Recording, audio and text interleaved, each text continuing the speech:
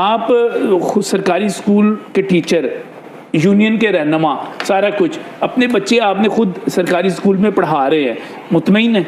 بالکل نجم بھائی، میں مطمئن بلکہ ڈبل مطمئن ہوں کہ بیٹی میری سدیمہ جو ہے وہ ماشاءاللہ حافظ قرآن بھی ہے، اور اس نے کوئی اس طرح ایک ریگولر جیسے 10 سال بچہ اسکول میں پڑھ کے آتا ہے نا، اس طرح سے اس کی پڑھائی بھی نہیں ہوئی اس اسکولنگ کی.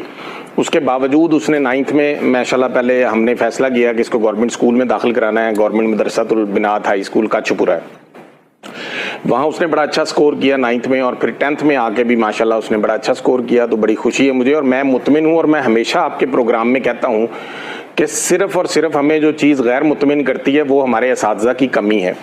لیکن اس کے باوجود اگر آپ کمپیریزن کریں، فیسلٹیز کا کمپیریزن کریں گورنمنٹ اسکولوں کا، پرائیویٹ اسکولوں کا، اور دیگر جو گورنمنٹ اونڈ انسٹیٹیوشن ہیں، ڈفرینٹ ڈسٹرکٹ پبلک اسکولز ہیں، دانش اسکولز ہیں، آپ ان کے بجٹ کا کمپیریزن کریں ہمارے اسکولوں کے ساتھ، تو آپ کو زمین اسمان کا فرق نظر آئے گا، اور اساتذہ کی کمی بھی زمین اسمان کی نظر آئے گی.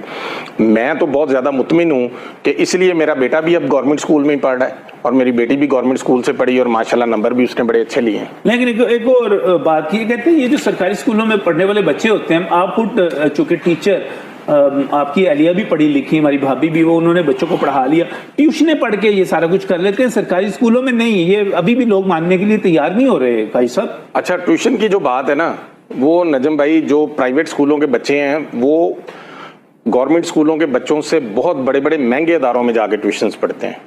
آپ لاہور میں دیکھ لیں، ہر گلی محلے میں آپ کو اکیڈمی ملے گی، اور بڑے بڑے نامور اور جن کی ہزاروں روپیہ فیسیں ہیں.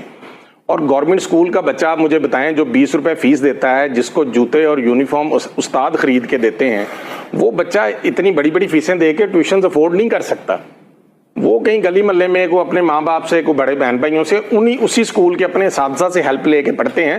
جو لوگ ان میں سے بھی گورنمنٹ اسکولوں میں بھی چند لوگ ہوں گے جو ڈیفینیٹلی اکیڈمیوں میں جاتے ہوں گے، یہ نہیں کہ 100% ہی نہیں جاتے، ایسا نہیں ہے. اسکولوں کے اندر جب 2002 سے آنورڈ جو بھرتی ہے نا ہماری، وہ ہمارے اساتذہ جو ہے نا وہ M Phil, P H D اور ماسٹرز اساتذہ ہیں، تجربہ کار اساتذہ ہیں، 2018 تک جو بھرتی ہوئے ہیں، اور وہ بچوں کو دل لگا کے پڑھاتے ہیں. یہ ایک سسٹم ہے. جو ہمارا امیج خراب کیا جاتا ہے نا، وہ ہمارا امیج خراب کیا جاتا ہے نجم بھائی پرائمری حصے کا.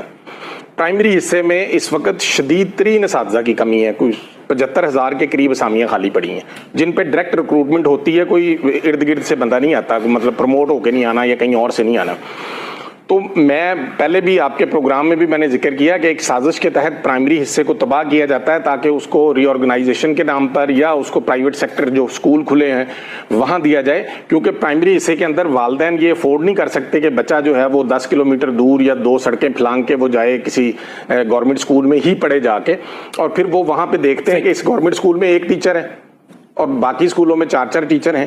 تو پرائمری کے بعد اگر آپ رجحان دیکھیں گے نا، تو جو پرائیویٹ اسکولز میں بھی بچے پڑھتے ہیں وہ 6ٹھی کلاس سے گورنمنٹ اسکولوں میں داخل ہوتے ہیں، 7ویں میں داخل ہوتے ہیں، 8ویں اور 9th وہ بیس کا اس لیے کنسپٹ بنا ہوا نا نجم بھائی کہ وہاں آپ نے ٹیچر ہی نہیں دینا. جب صحیح ہے پرائمری حصے میں 1 ٹیچر ہیں، 2 ٹیچر ہیں، تو وہ بہت بڑا مارجن ہے. آپ وہاں بھی ہمیں ٹیچر دیں، آپ ہمارا کمپیریزن کسی بھی پرائیویٹ اسکول سے کروا سکتے ہیں. یہ بڑا میں ہر دفعہ میں جیسا آپ کی طرف آتا ہوں، ذرا میں تھوڑا سا وحید مراد یوسفی صاحب سے پوچھ لوں.